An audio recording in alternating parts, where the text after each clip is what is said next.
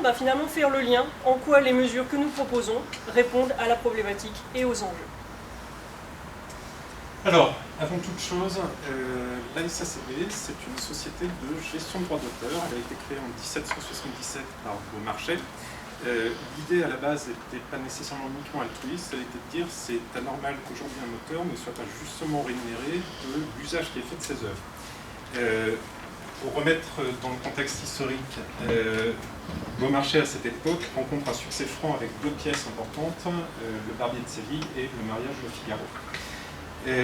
Dans ce cadre-là, son idée est de fédérer les auteurs autour d'un projet de gestion des droits d'auteur et de considérer que toute œuvre doit être proportionnellement rémunérée à l'utilisation qui en est faite. C'est sur ce principe-là que s'est créé ensuite le droit d'auteur latin. Je ne rentrerai pas dans les détails techniques avec l'exception qui est le copyright anglo-saxon, mais en tout cas, l'ASACD aujourd'hui a pour objet de gérer pour le compte de ses auteurs adhérents les droits afférents à l'utilisation de leurs œuvres. Pour gérer cette mission, la SACD a évolué depuis l'idée première de Beaumarchais. Il y a eu un certain nombre d'évolutions structurelles, fonctionnelles, économiques. Sur le marché aujourd'hui, il y a une vingtaine de sociétés de gestion de droits d'auteur, dont la plus connue est la SACEM. La SACD gère aujourd'hui tout ce qui est spectacle vivant et audiovisuel. Spectacle vivant, c'est essentiellement théâtre, et audiovisuel, c'est toutes les séries, Plus belle la vie et autres. La SACEM gère la musique, mais vous avez une vingtaine de sociétés en tout sur le marché qui gèrent le multimédia, les arts graphiques, les écrits, bref, tout ce marché est assez dense. Et bien évidemment, il a fallu structurer l'activité et il a fallu la développer. La SACD aujourd'hui, c'est 55 000 auteurs et c'est environ 200 millions d'euros de droits qui sont gérés tous les ans pour le compte de ces auteurs.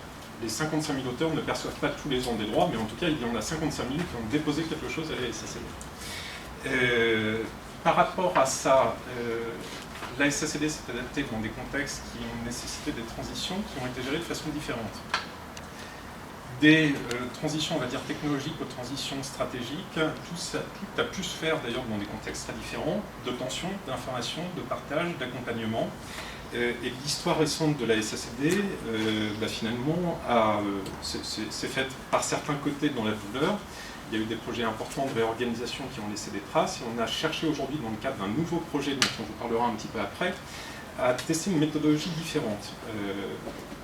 La conviction première était de dire qu'à partir du moment où on arrive à convaincre les gens de l'utilité du changement, il n'est plus nécessairement vécu que comme étant une contrainte, mais il peut aussi être une opportunité. Ça ne veut pas dire qu'il faut que tout le monde soit d'accord avec ces principes-là, mais en tout cas, tout le monde comprend le changement et donc est à même de projeter son action dans le cadre de ce changement.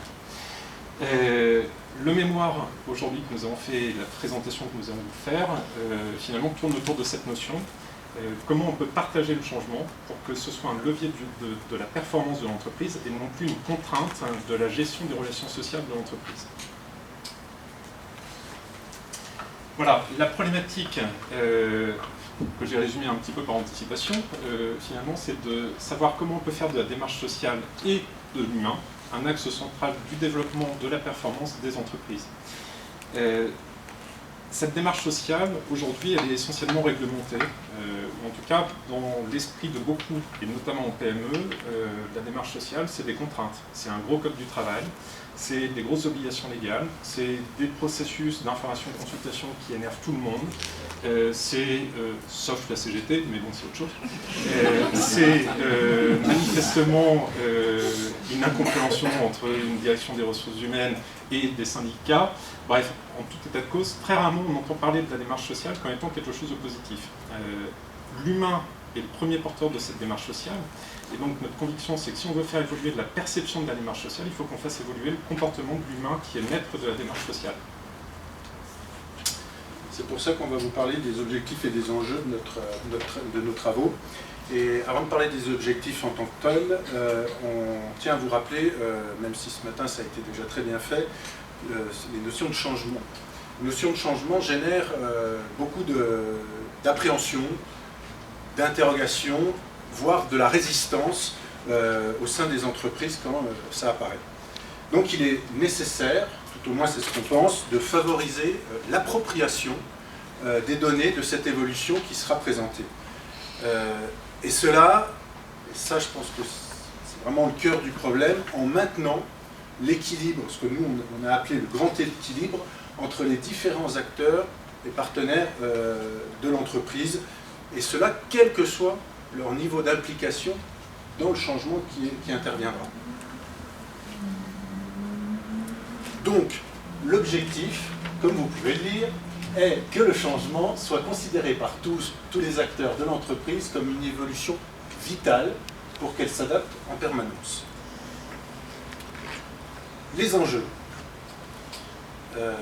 Les enjeux sont au nombre de 3. Nous en avons défini 3 pour la SACD particulièrement, qui sont tout d'abord renforcer les grands équilibres dont je faisais allusion tout à l'heure entre les acteurs de la SACD, car dans les travaux que nous avons menés auprès de l'entreprise, et je remercie d'ailleurs les différents participants aux échanges qu'on a eus, on a vu qu'il existait un très grand décalage entre les différents acteurs. Décalage qui se traduisait par des prises de position. On avait par exemple des managers qui nous exprimaient clairement que ouais, les IRP, voilà, bon, oui, ça existe, mais on ne sait pas trop, etc. Et alors, bien sûr, ça peut s'expliquer.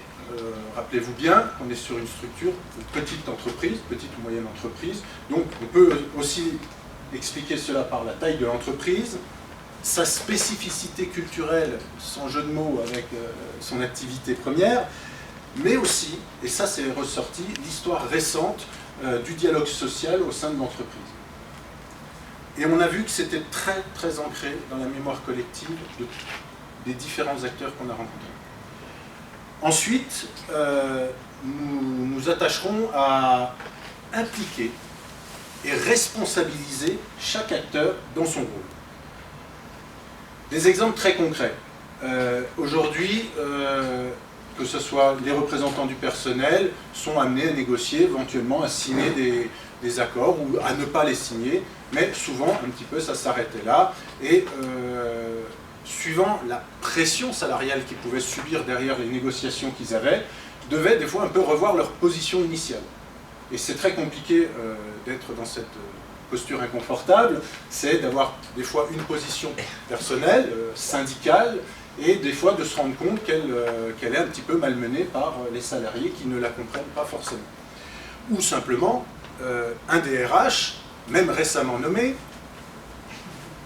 oui, engagé dans des mesures et un volontarisme évident, mais qui en oublie un petit peu ses engagements et du coup frustre un peu les partenaires sociaux.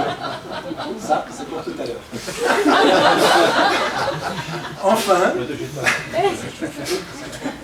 Enfin, juste pas prévu, mais ça va se payer. Enfin, on estime que l'enjeu majeur demeure quand même la création d'une cohésion de tous au sein de l'entreprise, bien sûr pour sa réussite, et générer ainsi, au-delà du développement individuel de chaque acteur, un développement collectif. Alors on va prendre comme symbole un losange carré, un grand débat qu'on a eu, on n'a jamais réussi à le clore, donc on partira sur ce schéma qui est très connu tout au moins par Gérard Tapona, entre autres, mais aussi par les différents étudiants qui ont suivi le master. Voilà.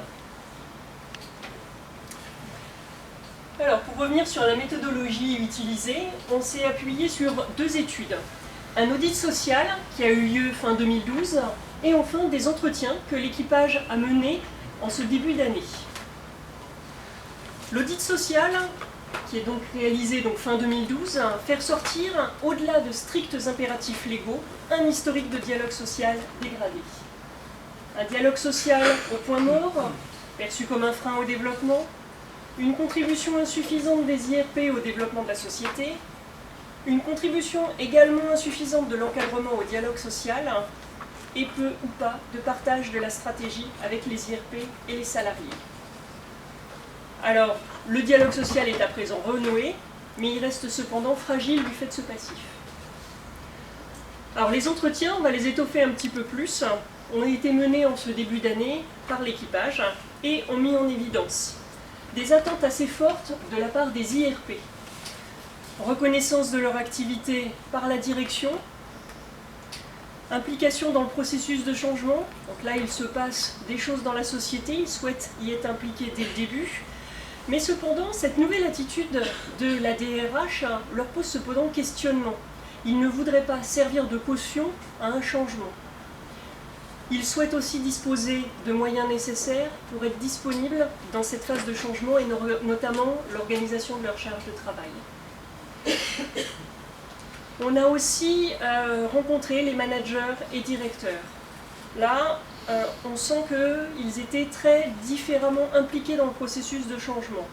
On a eu des managers qui étaient directement impactés par le changement et qui étaient extrêmement bien informés, concertés, impliqués. Et puis d'autres qui, au contraire, n'ayant pas l'information de la stratégie, de l'évolution et du changement à venir, ne pouvaient pas du tout pleinement jouer leur rôle de relais de l'information auprès des salariés. Et on avait également des managers qui nous disaient finalement oui, les instances représentatives du personnel, en gros c'est pas mon affaire, ou en tout cas oui c'est quelque chose qui est géré ailleurs. Donc vous allez voir que toutes les mesures que l'on propose répondent de façon très simple dans le contexte d'une PME à ces différentes problématiques. Dans les mesures proposées dans notre accord, alors nous proposons, comme vous le voyez, un accord comportant plusieurs mesures. Et comme vous l'avez entendu, nous n'aurons pas le temps, nous non plus, de toutes les présenter. Néanmoins, quelles que soient les mesures, alors peut-être qu'en visuel c'est pas terrible, parce que je vois Gérard, dont on l'a vu comme... Ah, je suis désolé, mais j'ai le même problème. Comme je ne vois pas d'ici, j'imagine que vous ne voyez pas là-bas. Nous avons établi plusieurs mesures. Alors, trêve de plaisanterie, toutes ces mesures pourraient paraître anecdotiques, voire non innovantes dans des entreprises, par exemple comme les nôtres, à Anne ou à moi, des entreprises d'une certaine taille. Il faut savoir, il faut bien rester dans votre imaginaire qu'on est dans une PME particulière en plus, avec différentes mesures simples qui pour eux seraient presque révolutionnaires. Je vais prendre 2-3 exemples rapidement, comme la fameuse sensibilisation des managers dont on a parlé tout à l'heure vis-à-vis des IRP, vis-à-vis des projets. La notion de communication des accords, ce qui pourrait paraître anecdotique, il faut savoir qu'à la SACD, ce n'est pas dans les usages ni dans les coutumes de développer une communication adaptée aussi aux salariés. On a les entretiens en tant que tels. Quand on parle des heures de délégation, vous allez me dire, mais attendez, la loi dit que... Non, la loi dit certaines choses, mais on verra que les représentants du personnel, dans le cadre d'un changement, ont des fois besoin de plus et d'aménager leur temps de travail. Donc toutes ces mesures sont dans notre accord avec des propositions simples, mais nous, on va se concentrer sur ce qu'on a considéré comme 4 mesures phares qui sont intégrées. J'allais trop vite. Alors, regarde, le rouge, il est là. J'appuie là. Donc, intitulé sous la notion de rencontre, et vous allez comprendre pourquoi, puisque ces 4 mesures, pour nous, sont le socle solide d'un dispositif à moyen et long terme. Donc, nous avons dans ces 4 mesures, la première qui concerne le dialogue entre IRP et CODIR. En effet, au niveau de la SACD, vous avez le fonctionnement d'un CODIR, vous avez le fonctionnement des IRP d'un côté, et on s'aperçoit que entre les deux, mon cœur balance, mais il n'y a pas de lien direct, ou tout au moins formel. En deuxième mesure, on vous parlera de l'implication des managers auprès des IRP. C'est un peu redondant, hein, on en a déjà parlé tout à l'heure, parce que c'est une vraie problématique, l'implication des managers auprès des IRP, et on vous développera ce point tout à l'heure. Avant-dernière mesure phare pour nous, c'est la responsabilisation des IRP. En effet, on prend des positions, on signe ou pas des accords, mais on donne un avis motivé ou pas motivé, sauf que souvent, vous le savez tous aussi bien que moi, ces avis restent au niveau du CE ou du CHSCT, et puis un peu, on en reste là. Vous verrez qu'une des mesures importantes que nous avons proposées aux négociations à venir à la SACD va porter cette responsabilité des IRP auprès de l'encadrement et au-delà. Et enfin, pour finir, la recherche de l'adhésion des salariés. Puisqu'en effet, même si on a accès beaucoup, on voit apparaître souvent la notion d'IRP. Les représentants du personnel, c'est une chose, mais il ne faut pas négliger le personnel en lui-même et sa volonté de... on parlait des générations Y, mais c'est aussi valable pour d'autres générations, dans les entreprises, d'être un peu au courant, de savoir ce qui se passe. Et dans une petite entreprise, dans une PME, souvent, les bruits de couloir vont beaucoup plus vite que l'information officielle éventuelle, s'il en existait une, de la direction, ou voire les communications des organisations syndicales. Donc voilà les 4 mesures phares que nous souhaitons maintenant vous présenter. Concernant la première, l'institutionnalisation du dialogue entre les IRP et le CODIR, il faut savoir que, bien évidemment, c'est, on vous l'a répété, une PME, il y a 220 personnes à peu près, et paradoxalement, il y a la structure hiérarchique d'un groupe de 15 000 personnes.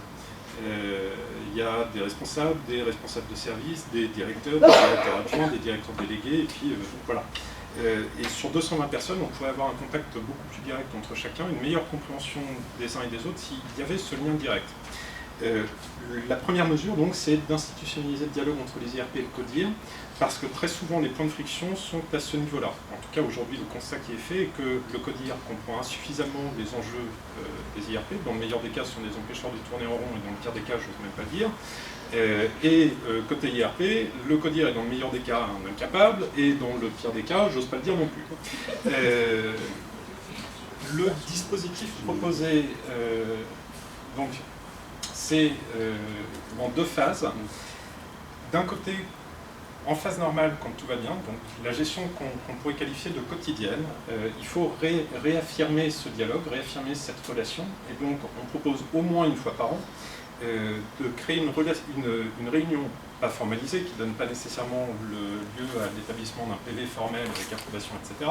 Un truc beaucoup plus simple, beaucoup plus direct, au cours duquel la direction et les IRP peuvent librement discuter de la stratégie et des orientations qu'on donne à la société, de l'impact de la stratégie sur les emplois, c'est quand même un credo important, d'autant plus dans une maison dans laquelle justement chacun a très peur pour son poste, l'avenir de son poste, sa carrière, comment il peut évoluer, dans quelles conditions, quelles perspectives on peut lui offrir, etc.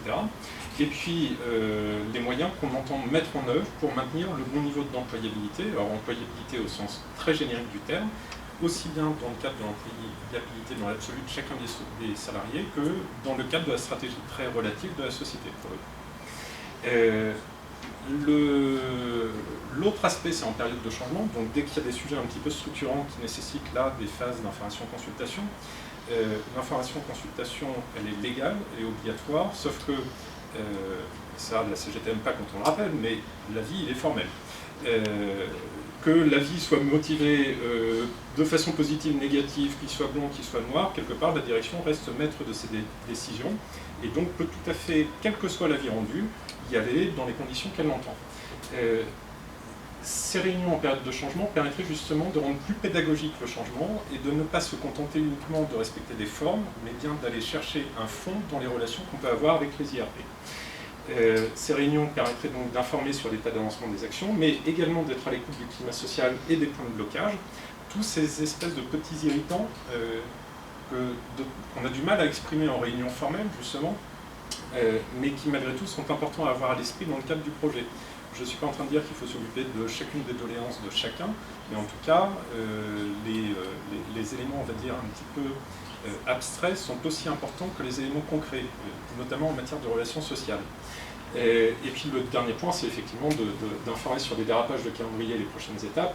Étant donné que j'ai 2 de mes délégués syndicaux qui sont ici, et pour m'éviter de me faire taper dessus sur le non-respect des calendriers, je préfère l'anticiper, mais en institutionnalisant ce truc-là, ça permettra au moins de leur dire que j'ai du retard. Et je vous prie de m'en excuser par avance. Voilà, la deuxième mesure, c'est de renforcer le lien qui existe entre les managers et les IRP.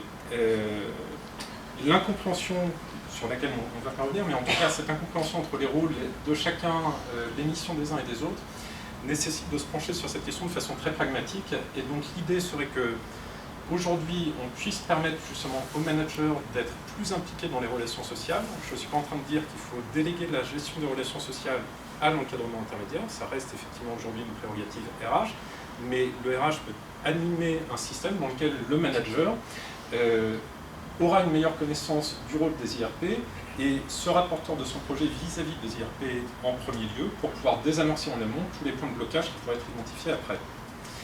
Le dispositif que nous proposons, il est donc assez simple là aussi, c'est de dire qu'à partir du moment où un projet est validé en comité de direction, ça veut dire qu'à partir du moment où la décision de réfléchir à un projet de façon structurée est actée par la direction, les managers eux-mêmes viennent informer les IRP de l'impact de ce projet, des motivations du projet, de l'impact sur l'emploi, mais des objectifs recherchés et surtout des mesures qui seront proposées pour contrôler l'atteinte des objectifs.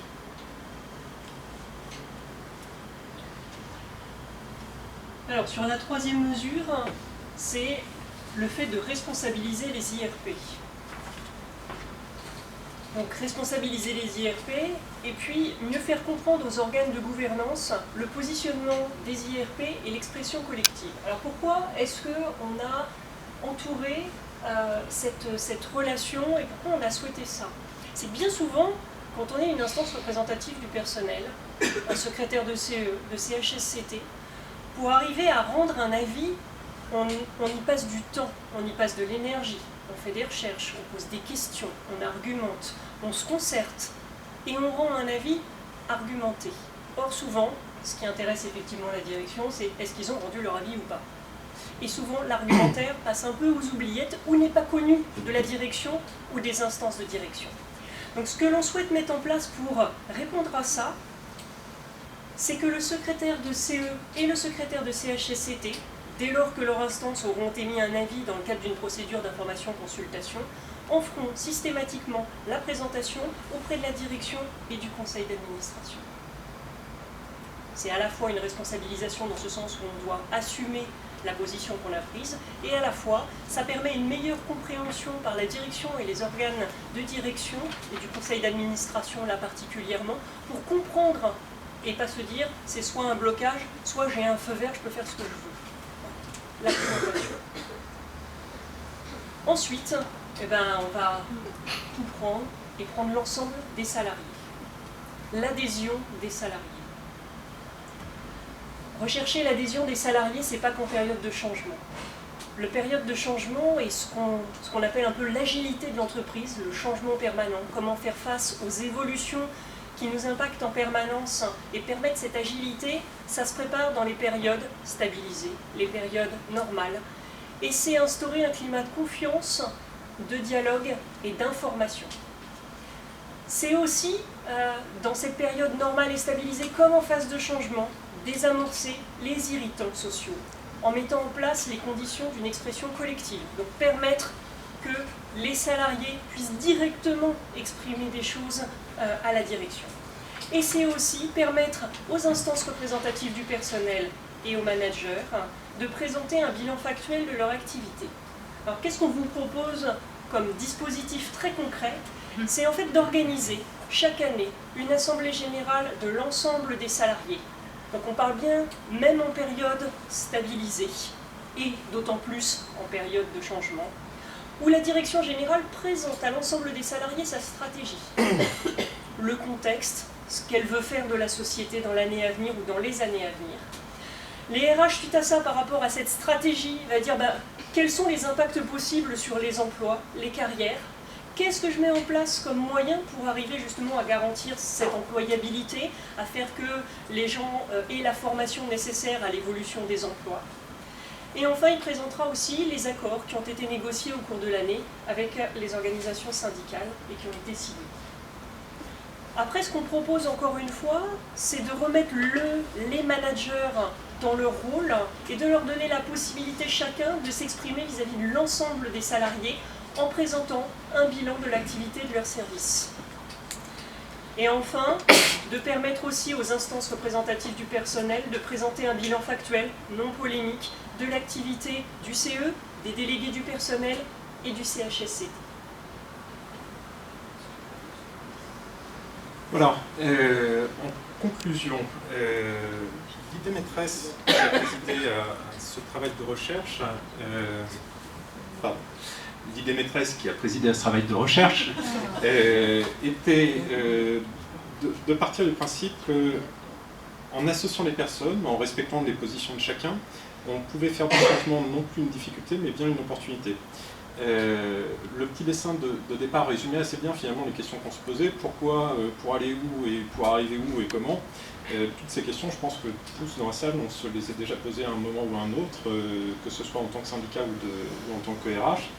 Et aujourd'hui, ce carré, ce losange, après je vous laisse disserter des notions mathématiques de la figure, mais en tout cas résume assez bien la situation. À partir du moment où chacun des acteurs sociaux de l'entreprise est concerné et impliqué dans le changement, on a la maîtrise des opérations, on a la maîtrise du changement, on a la maîtrise de ce qui découlera du changement. Et donc ce renforcement des liens qu'on résume à travers ce tableau, alors c'est un résumé, après ça fait un peu trop superposé, mais en travaillant sur chacun des liens qui unit chacun des points de ce carré, on a la conviction qu'on peut faire demain du changement une véritable opportunité, si ce n'est même une habitude, et de faire en sorte que l'immobilisme soit considéré pour le coup comme étant une vraie difficulté dans l'entreprise. Je reviens sur ce sujet-là, 220 personnes à la SACD, c'est une petite entreprise, il n'empêche que les questions que se posent les personnes de cette entreprise sont les mêmes que dans n'importe quelle situation. Le gros avantage qu'on a, c'est qu'on a un lien immédiat et direct avec chacun des salariés. Et aujourd'hui, en tant que DRH, pouvoir connaître quasiment chacun des salariés personnellement, je trouve que c'est une chance et une opportunité qu'il ne faut pas négliger dans le changement, dans le quotidien. Et c'est une véritable opportunité justement pour faire en sorte que demain, le changement soit une vraie valeur ajoutée et non plus une difficulté. Voilà, pour résumer toute cette présentation, en fait on aurait peut-être pu commencer par ça d'ailleurs. Si vous voulez apprendre aux gens une nouvelle manière de penser, donnez-leur un nouvel outil, c'est Buckminster Fuller. Alors, il avait un autre prénom, c'était aussi Richard Fuller, c'est plus simple. Je crois que ça résume parfaitement la situation. Le nouvel outil aujourd'hui, on le prévoit sous la forme d'un accord, mais bien évidemment cet accord est un élément déclencheur, ce n'est pas une condition substantielle. Il faut qu'on fasse évoluer la culture de l'entreprise et ça peut être un des moyens pour le faire.